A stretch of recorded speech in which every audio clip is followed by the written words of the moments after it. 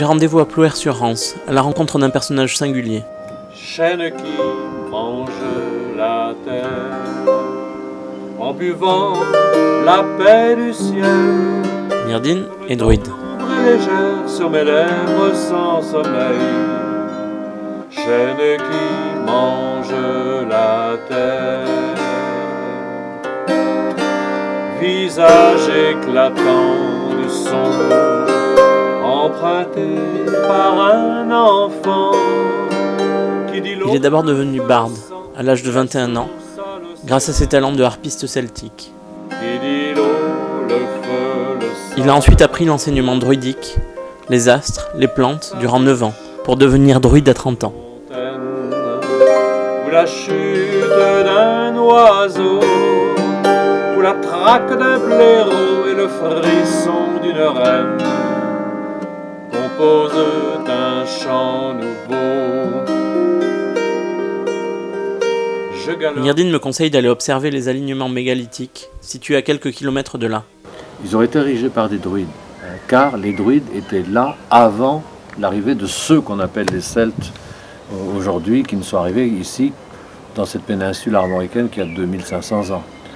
Ou même en Angleterre, ce qu'on appelle l'Angleterre aujourd'hui, les Celtes sont arrivés aussi assez tard. Ils étaient poussés, ils viennent de l'Europe centrale, et suite aux invasions, ils ont été poussés vers l'ouest.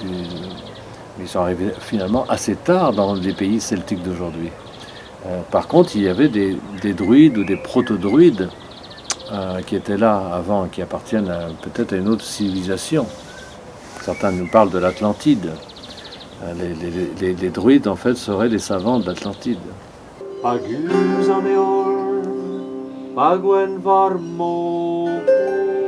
Puis il entame une prière druidique, transmise oralement de génération en génération.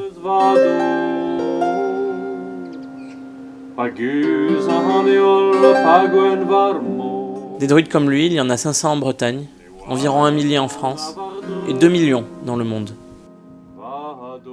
Les collèges de druides sont organisés un peu de la même manière que les loges maçonniques.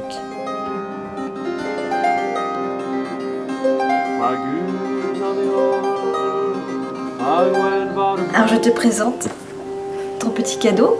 Ça va être ce dessin, comme je fais quelques dessins. C'est une sorte de talisman qui porte bonheur.